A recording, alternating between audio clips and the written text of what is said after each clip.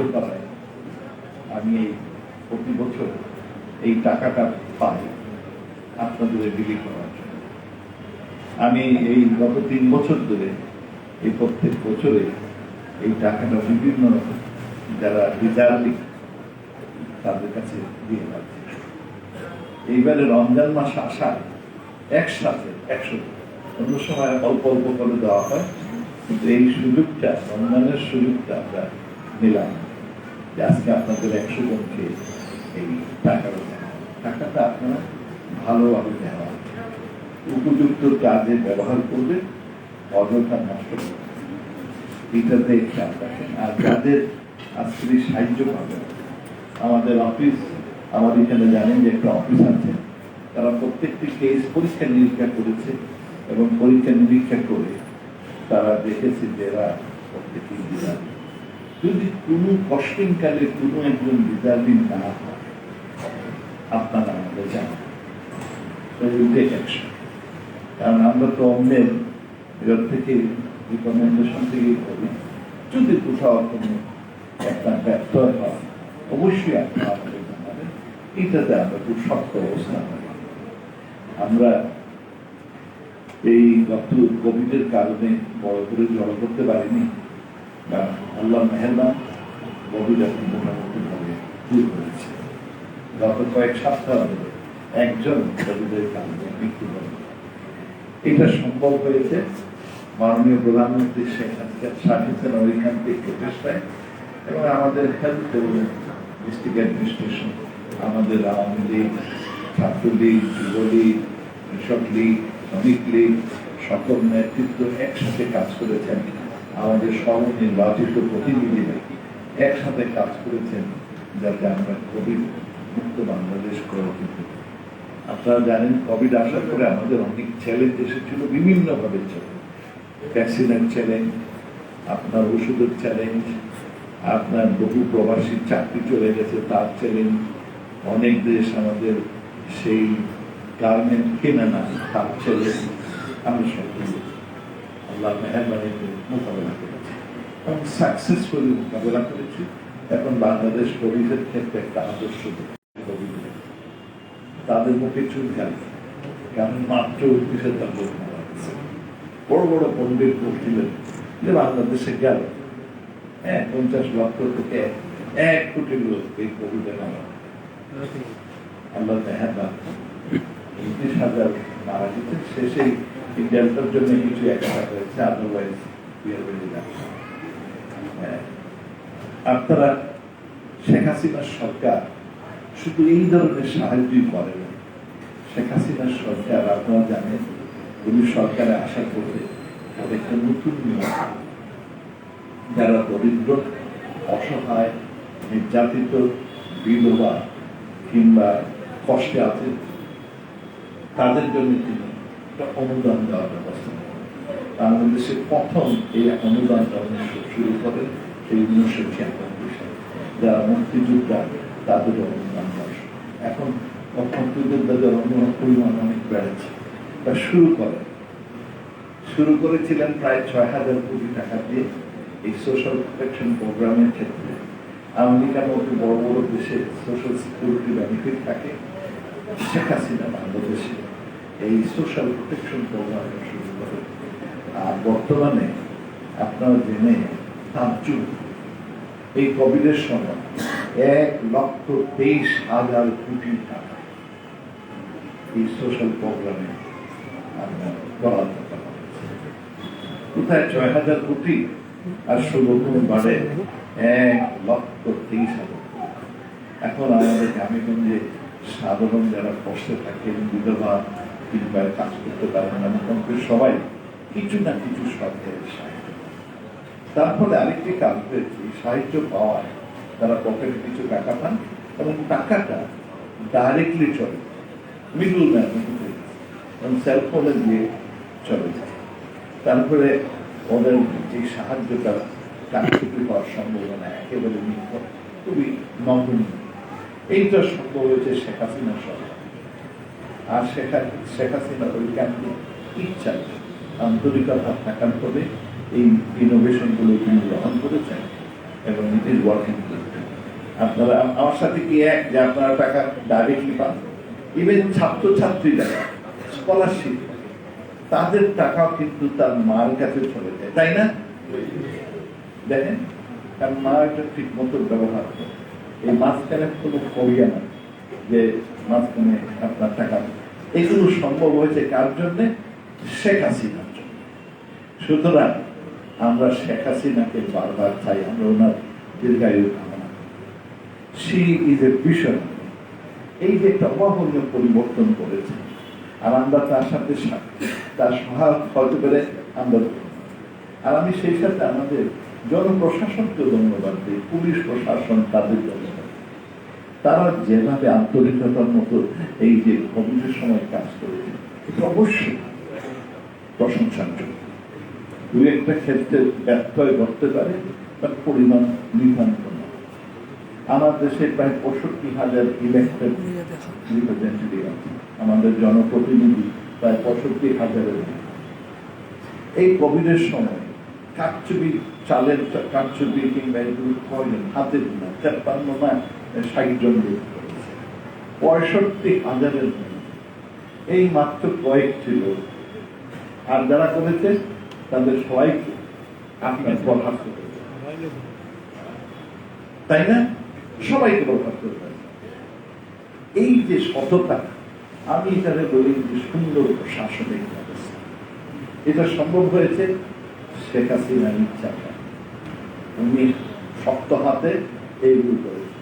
যেখানে কারচুপি হয়েছে বা নিজের দলের লোক বা নিজের দলের লোক, আমরা একটা স্বচ্ছ সরকার ব্যবস্থা প্রতিষ্ঠায় অনেক দূর অগ্রসর হয়েছে। তবে আমাদের যাত্রাপথ শেষ হয়, আমাদের অনেক অনেক পথ রয়েছে।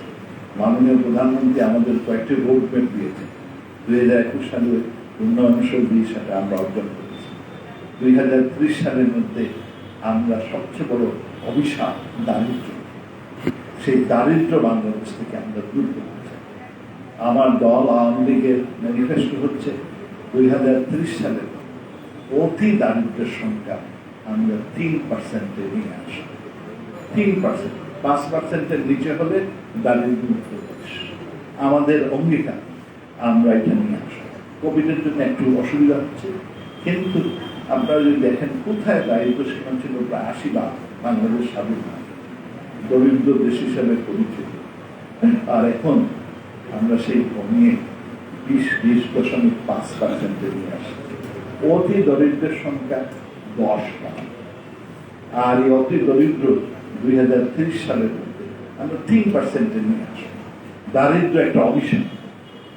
আপনারা এই দারিদ্র দূর করতে পারলে আপনাদের সৃজন শক্তি বাড়বে এবং আপনারা বিভিন্ন কাজে সরকারের সহায়তা কাজ সাহায্য করতে পারেন এবং আপনারা পিপুলস এম্পাওয়ারমেন্ট। শেখ হাসিনা গত 50 বছরের রাজনীতিতে তিনি বিশ্বাস করেন যে মানুষ যদি এম্পাওয়ার্ড হয়, ক্ষমতাবান হয়, তাহলে তার সামনে যত ধরনের সমস্যা আসুক না কেন তারা সেইটার সমাধান খুঁজে করতে পারে। এই জন্য একটা রিজলিউশন পাস করেছেন ইউএনওতে। আই হ্যাপেন টু বি তখন ইউএনওতে ছিলাম।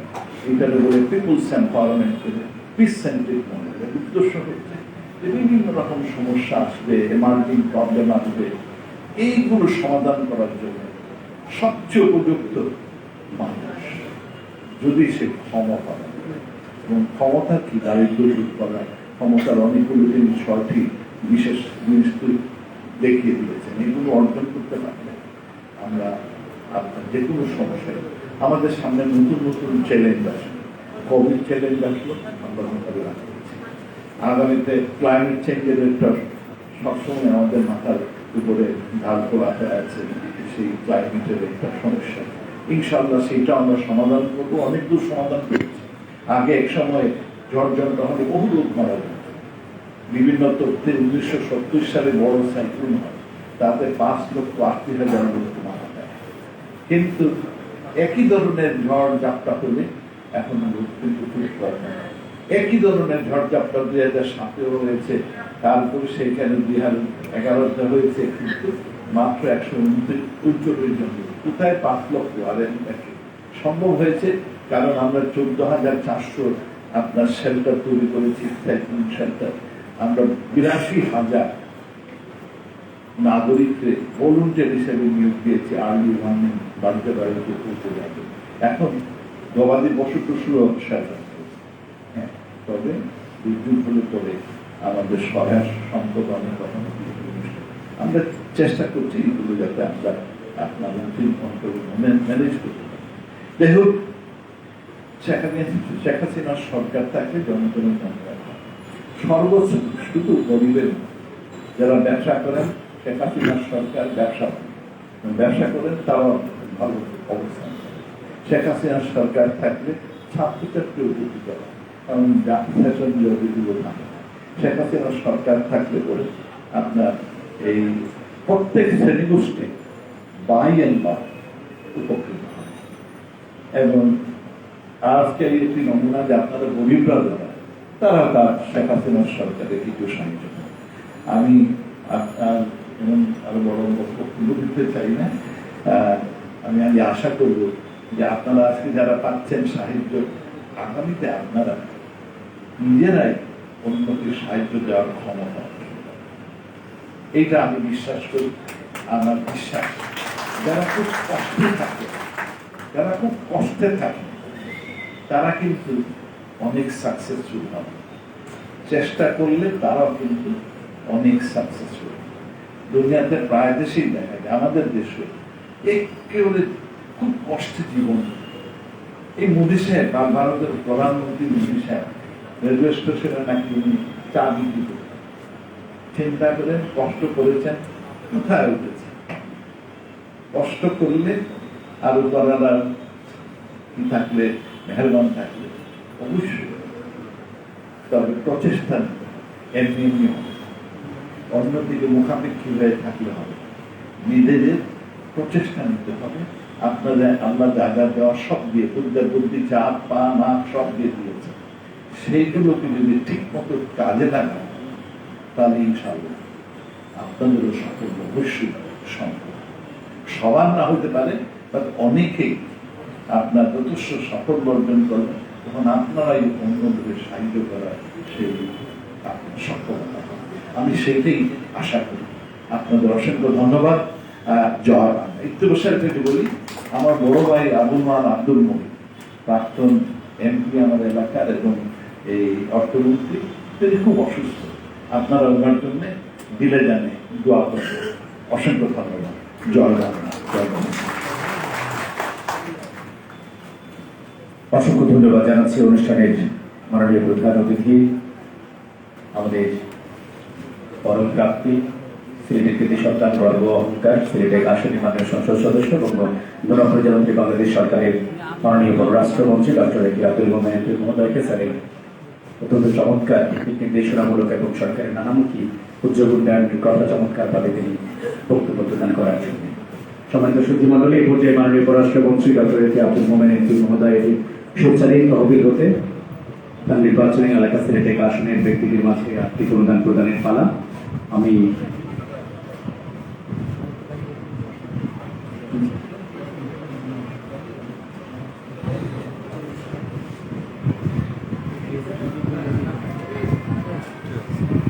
পর্যায়ক্রমে নামগুলো ঘোষণা করছি। আপনারা এসে দ্রুত এসে প্রধানমন্ত্রীর কাছ থেকে আপনার অনুদানের চেকটি গ্রহণ করবেন। প্রথমে লিপি বেগম, ঝর্ণাপাড় সিটি কর্পোরেশন এলাকার লিপি বেগম তিনি আসবেন প্রথমে। লিপি বেগমের পর থেকে আসবেন মোহাম্মদ শাহ আলম শুরুক, বালুচৈটিক চণ্ডীগড় ছেড়ে। লিপি বেগম আসবেন প্রথমে। লিপি বেগমের পর প্রস্তুত থাকবেন মোহাম্মদ শাহ আলম শুরুক।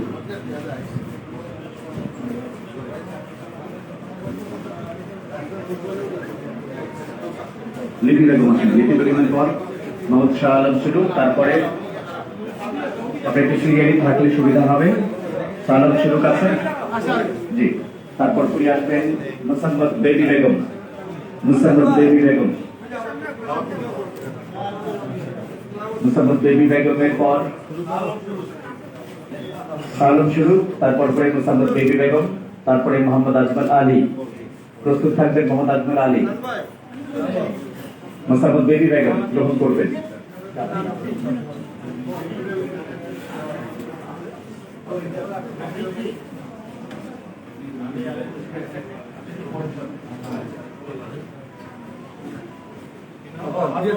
আব্দুল আলী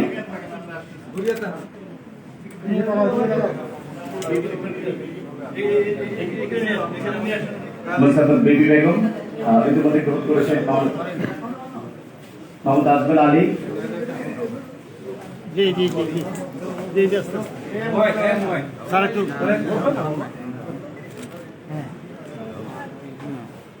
মোহাম্মদ আজমল আলী, তারপরে আনোয়ার হোসেন। আনোয়ার হোসেনের পর ফারজানা আক্তার মাহমুদা।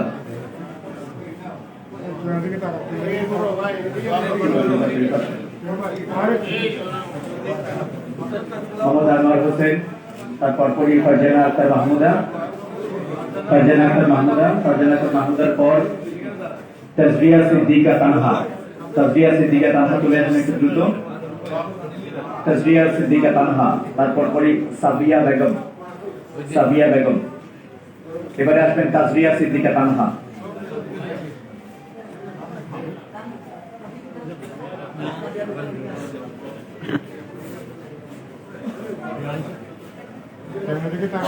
তারপর সাবিয়া বেগম প্রস্তুত থাকবেন। সাবিয়া বেগমের পর প্রদীপ কুমার দেব, কাজল শাহ সিলেট। প্রদীপ কুমার দেব, সাবিয়া বেগম গ্রহণ করবেন। সাবিয়ার পর আসবেন প্রদীপ কুমার দেব, কাজল শাহ সিলেট। তারপর মোহাম্মদ আতাউর রহমান। প্রদীপ কুমার দেবের পর আসবেন মোহাম্মদ আতাউর রহমান।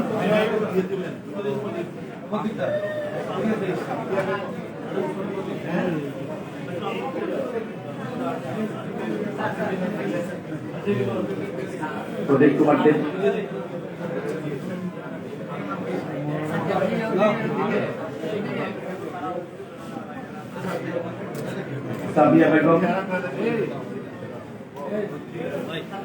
সাবিয়া বেগমের পর প্রদীপ কুমার দেব, তারপর মোহাম্মদ আতাউর রহমান প্রস্তুত থাকবেন। আতাউর রহমানের পর তাসকিয়া নওরিন চৌধুরী।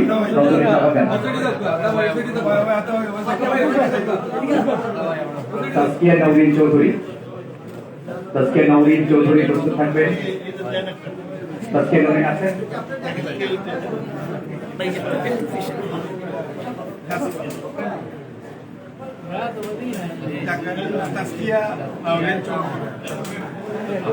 তাসকিয়া নওরিন চৌধুরীর পর রাজু শীল।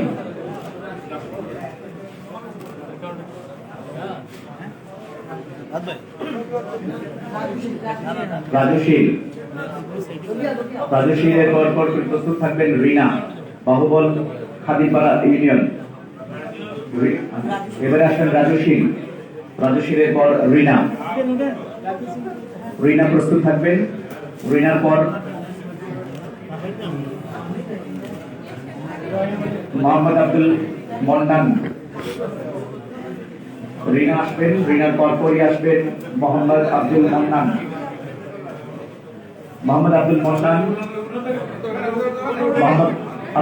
প্রস্তুত থাকুন। তারপর প্রস্তুত থাকবেন মোহাম্মদ মঞ্জু মিয়া। আব্দুল মন্নানের পর মোহাম্মদ মঞ্জু মিয়া। মোহাম্মদ মিন্টু মিয়া, উত্তর জাহানপুর খাদিপাড়া সিলেট। আব্দুল মান্নান আসবেন। চেক গ্রহণ করবেন মোহাম্মদ আব্দুল মান্নান। তারপর মোহাম্মদ মিন্টু মিয়া আসবেন। মিন্টু মিয়ার পর মোহাম্মদ শোয়েব মিয়া। মিন্টু মিয়ার পর মিন্টু মিয়া আসবেন এবারে। মিন্টু মিয়ার পর মোহাম্মদ শোয়েব মিয়া। দোপাগোল খাদিম নগর ইউনিয়ন।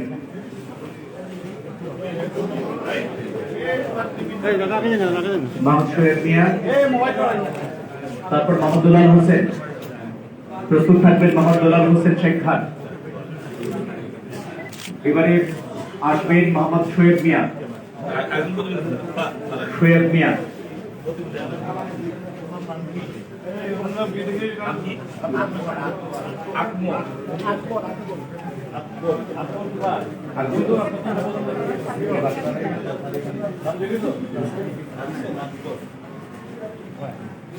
ভাই সামনে তো মোবাইলটা সরান।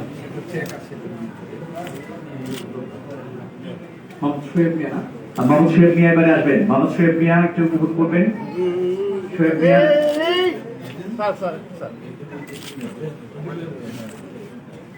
শোয়েব মিয়ার পর মোহাম্মদ দোলাল হোসেন।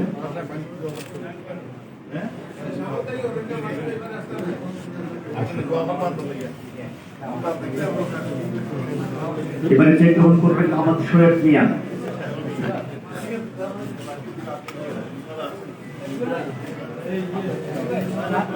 মাননীয় প্রধানমন্ত্রী, মাননীয় প্রধান অতিথির প্রতি, মাননীয় মন্ত্রী মহোদয়ের প্রতি জেলা প্রশাসন